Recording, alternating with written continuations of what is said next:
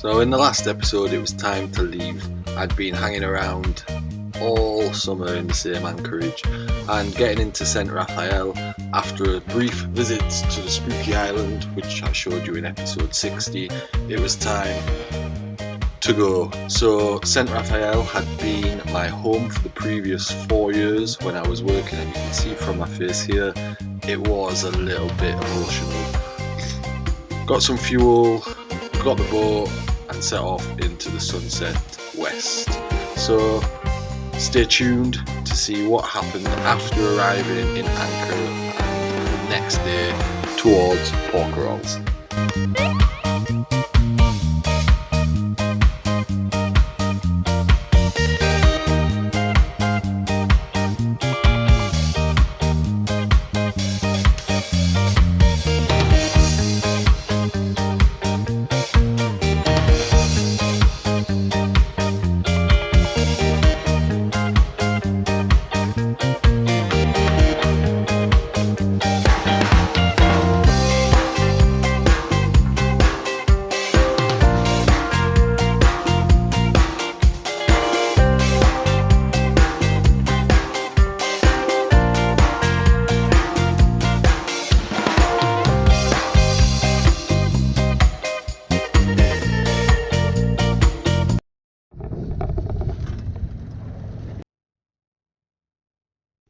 Alright, so this strange place above is where I woke up at Anchor, and hopefully up here I can attach the chart explaining why.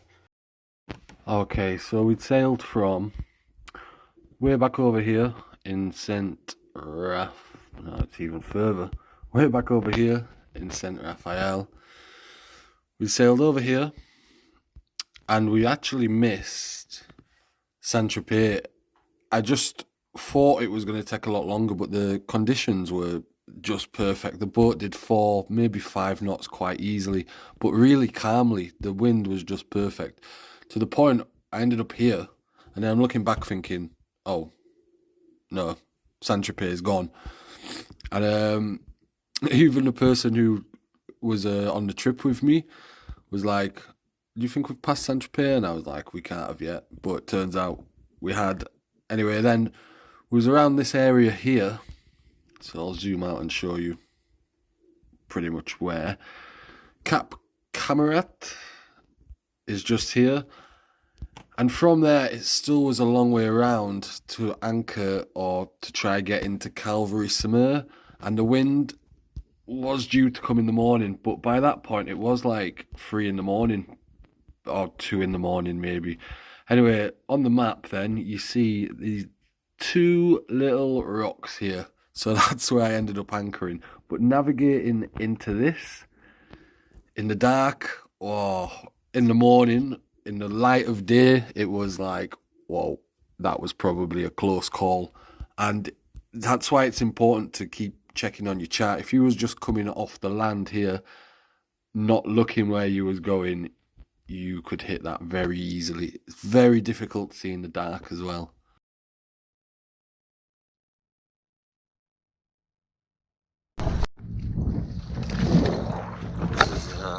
Far from an ideal anchorage. Last night went from St Raphael, which is all the way over there. What was that? The wind was like practically perfect. The boat like flew over here to the point. I actually missed Saint-Tropez because I just ended up. By the time I looked, I thought I were anywhere near it, and then I was past the entrance, so I decided to keep coming this way, but then I got a bit tired, so I anchored. It's quite shallow around here, about 6 meters because of that rock there, things like that. That's why it's important to keep checking the chart, because if I weren't checking the chart I could have quite easily just been assuming the land was there and there were these big rocks in the water. I think I'm going to go now because it's been rolling all morning. There's some quite strong wind for the next 5 days, so I need to go get out of it really. So I'm going to go over there, and I think at the other side side of that big rock over there. There's a place to hide. I'm going to try not go into port if I can. We'll see how bad we get tomorrow. But for now, I'm just going to get out of this swell because it's not too nice to be anchored in it.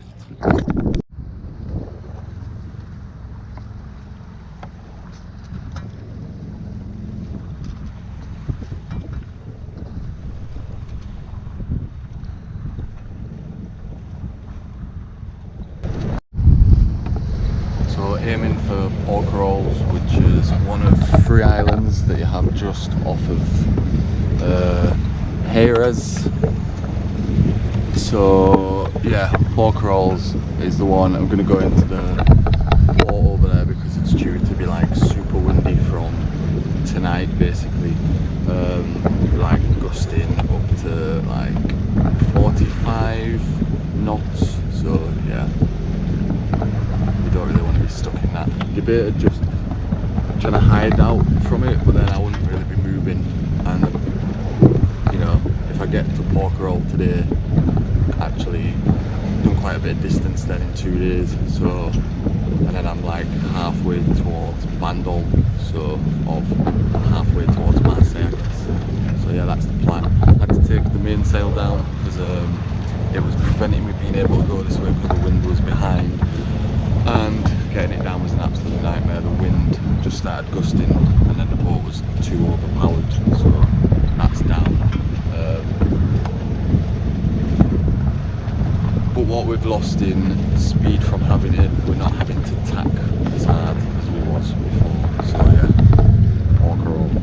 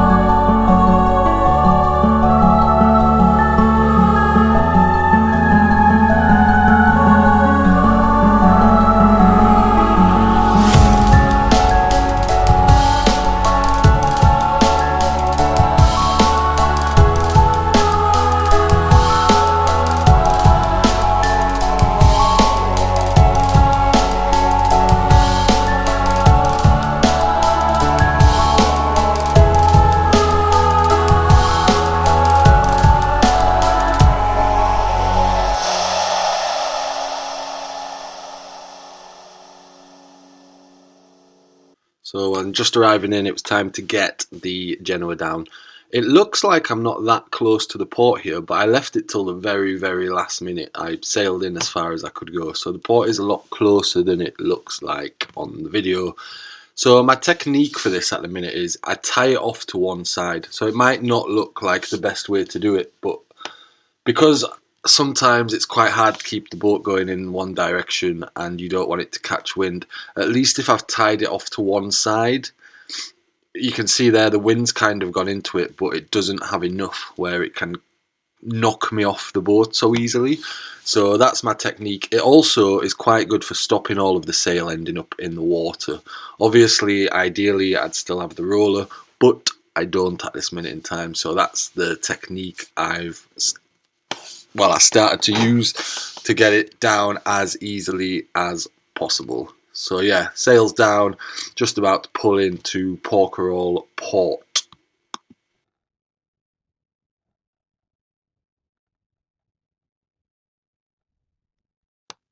And then rather than trying to roll the whole thing, what I tend to do is I wrap the line around it a couple of times just to keep it all secure. So if the wind picks up, it can't blow it anywhere. But it's just a lot easier than trying to get it all off and in a bag. So that's what I'm doing now.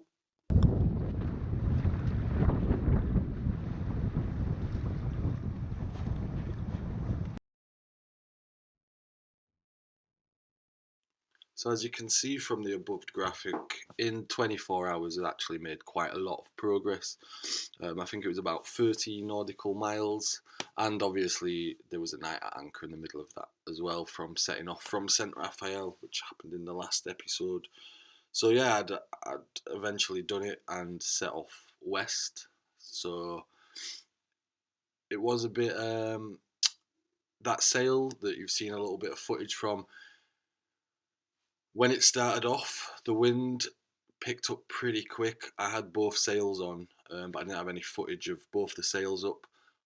But I just couldn't really keep control of the boat, which is not ideal. It was quite strong. I was worried about the rig, and was I a bit scared? Is that the right way to put it?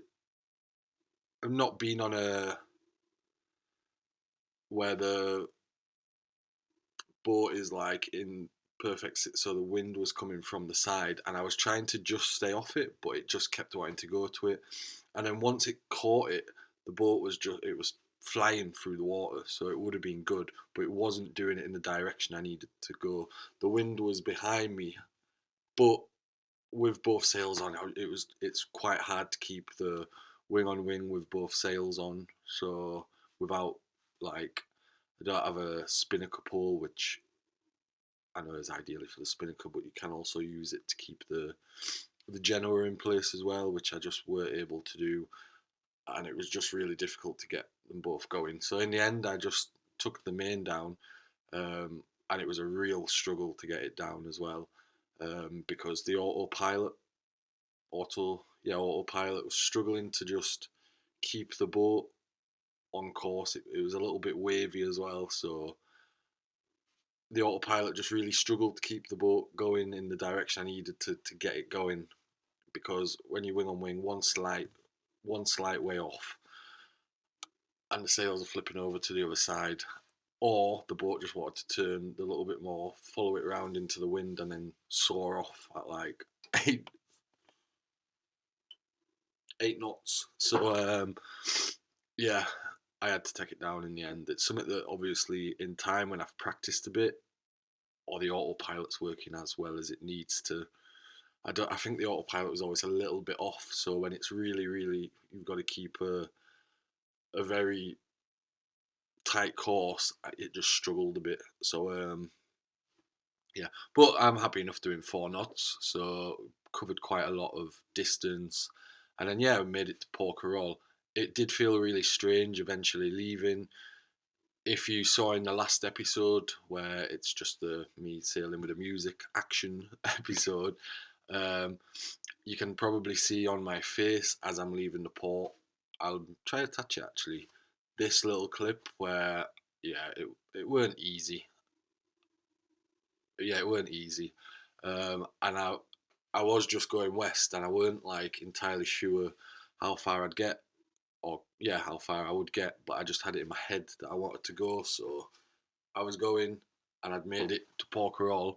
So in the next episode, you will see me having a beer in Porquerolles, and I'll show you around the island. So stay tuned for that. And as always, thank you to everyone for watching. Thanks to everyone who's persevered with the bad audio in the videos. This one I've cut quite some bits out. I cut the part out when I was at anchor at the start of the episode and explaining most of it because it was doing the same sort of thing. But this shouldn't. I think we're around about towards the end of that now. For the next few episodes, I'll do my best to keep the bad audio bits out. If it means I just have to re-record what I'm saying, I'll try do that. Cause yeah, 2 of them was especially hard to watch. So thanks to everyone who's persevered and not given up on me yet. And as always, thanks to my Patreons. Really helps to keep me going, and recent coffee donation from Paul. So yeah, thanks to all you guys. You all know who you are. I really do appreciate it, and we'll keep going. So the best we can. So I'll see you all next time.